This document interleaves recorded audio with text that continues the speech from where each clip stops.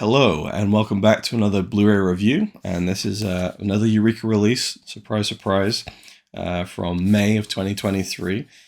I just did the review for the Hopping Mad Mr. Vampire sequel set, and now diving right into another Hong Kong release.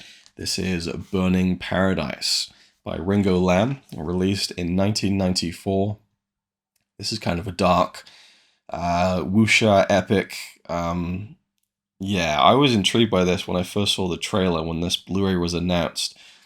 It seemed kind of a Chinese ghost story-esque in terms of like the production design, kind of a bit of a horror twinge to it, but it really was a bit different than that, and in the best possible way, and in some ways the worst possible ways. This is a messed up film. This is, I mean, how do I summarize the plot? Because the majority of it is, it's really a prison movie in a lot of ways. We follow this young Shaolin monk who's on the run from the Manchu government. They're after him. This is set during the Qing dynasty. And he comes across, along with his master, this young woman called Dao Dao. And they kind of team up together and get captured and are taken to the Red Lotus Temple, which I'd heard that this film takes place in this fortress, the Red Lotus Temple, and I was imagining something quite grand and epic, but it's like this, it's just kind of like this small, little, what would you call it? Just this facing on the side of a little hill, a little rock face, like a cliff piece. My words are failing me. You can see what it looks like. You know what I'm talking about. You know what I'm talking about badly. I'm not good at describing what it is, but it looks very nondescript to what I was imagining. But what I soon realized was that the Red Lotus Temple is underground. This is a labyrinth, and the majority of the movie takes place down in these depths. And I'm playing a lot of Zelda Tears of the Kingdom right now, and I'm spending most of my time in the depths underneath Hyrule. So I'm kind of in my element with this film. But one thing I want to say just straight away, because it's something that I noted when I was watching the film, I would say like 90% of the film takes place inside the Red Lotus Temple, or maybe 85%, because there's a big battle at the beginning in the desert. Well, yeah, I guess the desert sequence at the beginning goes on for quite a long time. The majority of the movie takes place in the Red Lotus Temple regardless, and there's no windows to the outside, and it's kind of, there's a claustrophobia to that, but we do come out of it every so often, every 10, 20 minutes. We'll just get like another establishing shot of the outside of the temple and kind of the entrance. And I feel like that's a way to just kind of give the audiences a bit of a breather from the claustrophobia. And I wonder how the film would play without those little kind of almost pillow shots in a way, to steal a phrase from Roger Ebert. But yeah, I don't know if you take those shots out and you're primarily in the Red Lotus Temple from start to finish with no reprieve, with no looking at the outside world, whether it would feel even more confined and kind of uncomfortable. I don't know. But there's something I noted. It felt like a deliberate choice to kind of, but then again, it's also just a good kind of breather for the audience when there's a lot of fight scenes and a lot of this dark kind of the machinations of these characters who are kind of in conflict in this place. And so our main hero is played by Willie Chi, and his character's name is Fong Seiyuk, and Fong is a badass right from the beginning. He's got this massive sword, this big fuck off massive sword. And he's just taken on literally an entire army. This sequence at the beginning in the desert is phenomenal. Like, you just think, okay, well, they're going to capture him. But no, he just goes mental. Like, I just thought, holy shit. This film is just like, no messing about. Here we go. Let's go in all the way with this action stuff. And there's this Willie Chi guy. I'd never heard of him before, never seen him before. I thought, oh, here's this new guy who's like, he's got a real good screen presence, a real good charisma and great heroic traits for an on-screen hero. And I looked into his IMDb, and it's like 4 films. This is his first role, and then he never worked again after another 3 films. It's just like, it seems crazy. He seemed to have so much talent, but he seems very adept at the physical side of things, and I really bought into him as this kind of, a very typical archetypal hero, I guess, but I really got behind Fong in his kind of quest to kind of get out of the Red Lotus Temple and kind of escape to freedom. But he comes across this woman, Dao Dao, who's played by Carmen Lee. And she, at the beginning, that she shows a lot of fire and a lot of spirit, which I always thought was I love seeing that in female characters. Think of people like Princess Leia, like that kind of like a woman who really takes charge and stuff, and doesn't kind of bow down to the man. Like it just makes for really compelling characters when you see the kind of dynamic shift in that sense, where you're not getting the typical damsel in distress in this kind of a movie. But I do feel like once she gets captured and taken into the temple, she does become the typical damsel in distress. Not entirely, and there are different shades to her character, and there's a very interesting and intense sequence in which she is being preyed upon by our villain. And I guess we'll just talk about him now. So the villain of the film is the elder Kung. And Kung is this despicable piece of shit. He is an amazing villain on screen, and that he's played by KK Wong. He's just slimy, and when we first see him, he's very very kind of prim and proper, and kind of he almost looks like just a politician or something, but he's very cool and calm and collected and cold. And you think, okay, well, what's lurking behind the eyes there? But as the film goes on, and like his long hair comes down, he becomes more unhinged and manic, and absolutely drunk with power. Like at one point, he's just saying how he is God, and the things that he does, So basically, he preys upon Dao Dao to the point where she comes from a background of being a prostitute, which is a life that she had escaped. So she's used to being used by men. And so she literally just lies down and says, go on, just do whatever you're going to do. And that's what makes him angry, because he wants her to fight back. That's really grimy stuff that just gets under your skin. And he is so convincing as this just devious bastard. And it's a really intense sequence. And, there's a bit where he's like almost like choking her and stuff. And it was like kind of uncomfortable. I was like, holy shit, like they're really, this is almost too convincing. And so I was really soothed to hear in the commentary that KK Wong had said to Frank Zheng, who does the commentary in the movie on the Blu-ray, that he had to drink before he did that scene. He had to get slightly drunk, and the director Ringo Lam, it was like, don't drink too much, But they worked very closely together, and they tried to be as careful as possible in terms of like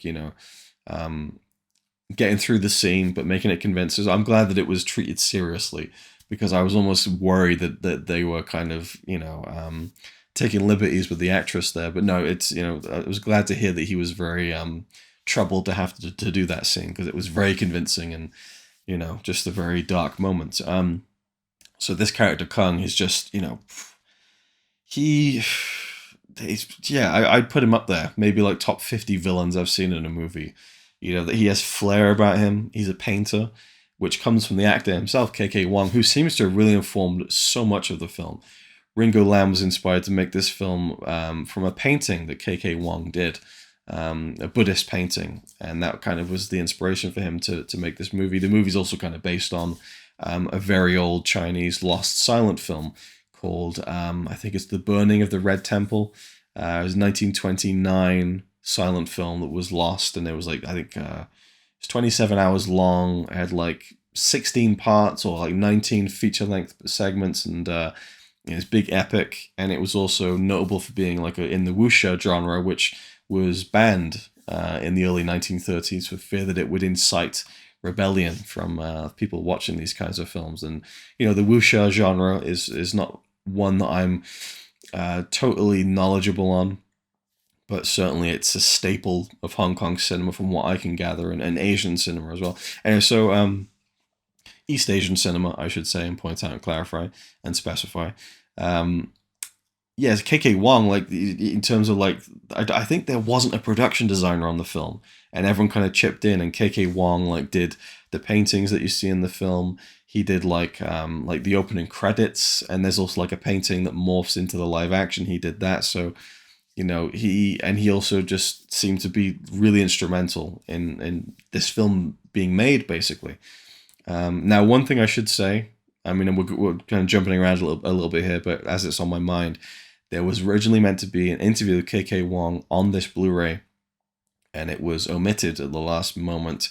And Frank Jiang, who does the commentary on the disc, he talks about this quite a lot, and he does give some of the information from the interview and the commentary, which I appreciated. But he mentions that it was so long, and that KK Wong had so much to say. They talked for over an hour, and there wasn't time to fit it on the Blu-ray. And I wonder if it's just they didn't have time to finish it to the standards that they wanted to, if maybe they had bigger plans for it. But they've promised that this interview with KK Wong will appear on a future Blu-ray. But I do wonder if it's going to be as appropriate, and how much will be talk about Burning Paradise, how much will be talk about other films in his career. So I'm intrigued to see how that comes to fruition in the future. But I really wish it was on here, because I think it would be so great to hear some of his stories about making this film. And you get some of them in the commentary as relayed from Frank. But yeah, he's a super memorable villain. And I think Fong, played by Willie Chi, is just a really great kind of protagonist to go up against. It really feels like just like light and dark, good and evil. Just like this super, capable warrior who just really feels like a good guy, and then this just dastardly villain who's just pure, unfettered evil. And then we also have this interesting character who is based on an historical figure who is a fellow Shaolin disciple of Fong, but he's actually working for Kung inside the Red Lotus Temple. So you have kind of the two sides of the coin. This is what could have happened to someone like Fong if he decided to kind of play politically and kind of use his skills to kind of play for the opposite team, basically, which is something that you get the sense he would never do, that his morals would never let him stoop to that kind of level.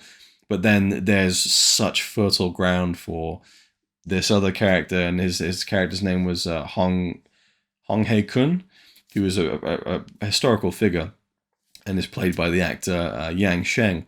And so Hong is like, there's such fertile ground for him to redeem himself, and there are little glimpses of it throughout the film that maybe he isn't just subservient to Kung, and that he will, do the right thing. And that for me really drove a lot of the drama of the film. Was, are we going to see these two Shaolin disciples who knew each other previously kind of get back on the same page again and bring the fight to the bad guy, to Kung, and all the various kind of henchmen and henchwomen who are there to kind of provide us with fantastic fight sequences and a lot of oppression on our imprisoned heroes. So I thought this film was outstanding. I absolutely loved it. There's a couple of bits of like the horses getting tripped in the beginning of the film and animal stuff where I was like, not a lot of it, but enough to make me roll my eyes and kind of, shake my head. But it's real dark, and it feels like Temple of Doom, only good.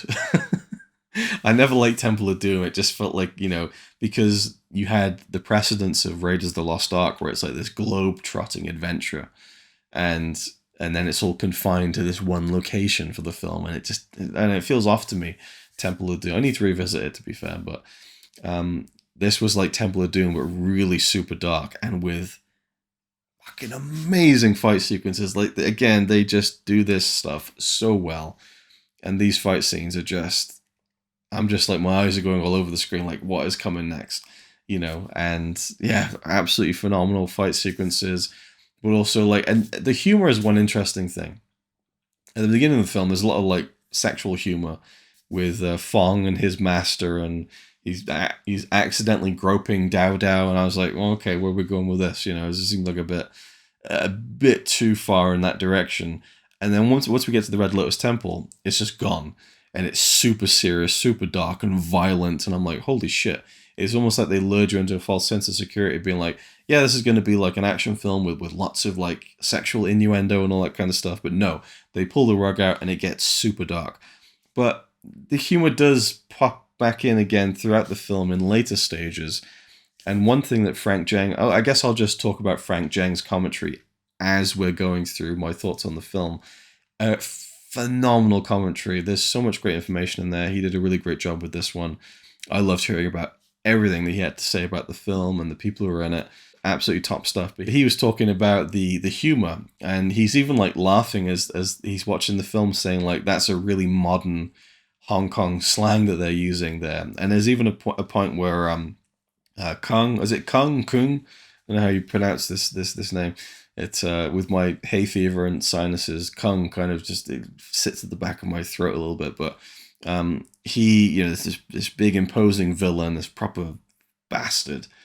He says this line of dialogue which feels like a kind of bit of philosophy or something, and Frank Cheng is like, "That's a commercial line. Like it's like an inside joke for the audience. It's like, it's like from a commercial." Even in the opening credits of the film, there's like text, and there's like an English translation as well on screen, and it's a very simple, serious like summary of like the story and the historical setting that we're starting the story in. And Frank Cheng says that, it literally says like, Choi Hark's crazy tales, so like there's little like funny, like irreverent humor throughout this film that isn't even quite apparent to English speaking audiences, I suppose, who don't get the nuances of this stuff. So that was an interesting thing. And, I do wonder how this film would play if you cut out all of the humor. I think it would probably work a bit better because the serious stuff is done so well. And I think that the humor, doesn't quite sit as well with the rest of it. And either you do it all the way, or you mix it in a way that feels balanced. But maybe some of the humor, but it wasn't too egregious for me or anything. It just, in the beginning, and it was kind of getting a bit, I want to say Benny Hill, but like, it was a bit carry on perhaps. And then we just dive into complete seriousness from there on for pretty much the rest of the movie. I loved the set design. I loved just some of the lighting that's going on, and some of the horror. There's a few horror elements that are really quite striking, I thought, and some just interesting interpersonal relationships between the people who are in this this pit of hell. There's literally like a corpse pit, which Fong ends up getting thrown in. There's bodies everywhere, and then he finds his old master who's living amongst these dead bodies. Like that's just really, I hate to go into the word dark, but it is a dark film. And one thing I wanted to mention is like the action scenes, the way that they're like staged, the way that they're shot, it's so well done. I just get the sense that Ringo Lam was like super self-assured. I don't know if that's the case, but it feels that way. It just feels like everything is put together so well. And one flourish I really enjoyed was there's a big battle scene going on, and just the choice to drop down the audio, like the sound comes down, and you just have this.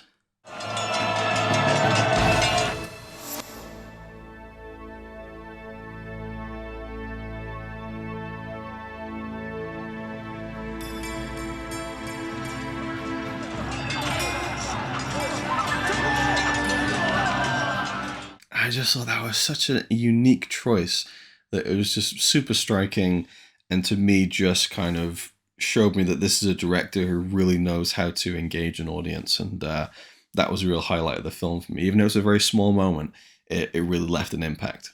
I think this is the first Ringo Lam directed film that I've seen, and in the commentary, Frank talks a lot about Ringo Lam's filmography and really highlighted, some of the films I really want to check out now moving forward. This is the only kind of wuxia film that he made, and this film was not successful and was released and pulled from cinemas after 8 days. It was like you get your window, either you make your money or we're done with you. And it was just like, holy shit.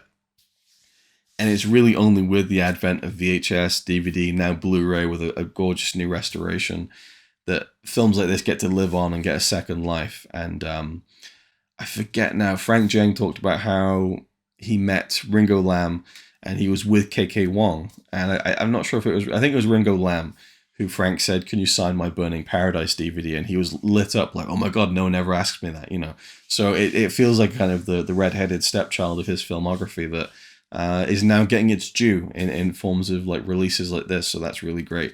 Film I'd never heard of, and I loved it. This is one that I'll go back to again and again, hopefully throughout my life. And I thought it was fantastic. It's just, it's my kind of, I like the dark grittiness of it and kind of the cool sets, and it all felt very authentic and kind of a little bit out of reality at the same time. And you got a really great hero to get behind. You got like this in-betweener in Hong who could kind of really have a good redemptive arc potentially. And then you got the amazing villain, and then a fairly strong female character who maybe could have had a little bit more, but I thought that Carmen Lee was very good. And there's also some talk about how Carmen Lee and Willie Chi became a couple from this film for a number of years, which led to some drama, which I'll leave you to find out about if you decide to get this Blu-ray and listen to the great Frank Jen commentary. The other extras on this release, there is a trailer in high definition, which spoils some of the ending of the film, which I just think, maybe that's why the film didn't do very well, because people felt like they'd seen the whole film in that 3-minute trailer. And then there's a 2001 Troy Hark interview. He produced the film, although, as is mentioned in the commentary and in his own words in this very short 4-minute interview on the disc, he was producing the film and did a lot to get the film off the ground with the story and the script. But once it got going, Ringo was producing the film, really, and so he kind of just stepped back and let him do his thing.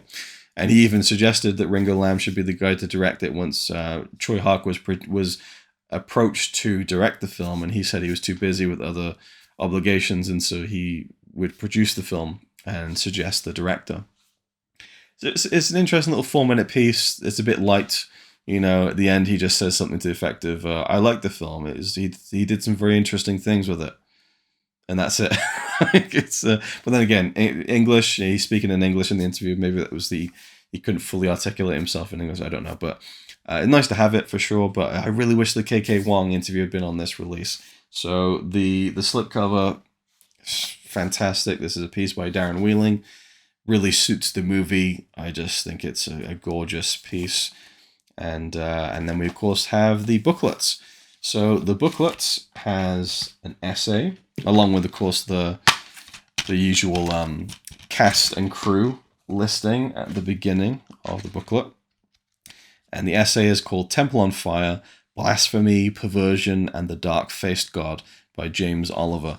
This is a very good piece that dives into behind-the-scenes stories of this film's making and release, and Ringo Lam, and I think it puts a lot of context behind the film when it was made in a time when films like this were maybe not being as made as well. I guess there was the resurgence of this style of film when Troy Hark was making like the Once Upon a Time in China movies, but how this sits in kind of a different plane to that, I suppose, and talks about the humor and how that's one of the more interesting parts of the film is how the humor is utilized in strange ways. Yeah, it was a good essay, and that's pretty much it. Oh, you also get on the inside inlay the artwork that's on the slipcover, or you can swap it around for this original poster, which I think looks really cool, and it's always nice to have like an alternate to the slipcover. So yeah, that's my thoughts on Burning Paradise. A really top-notch release. The commentary's fantastic.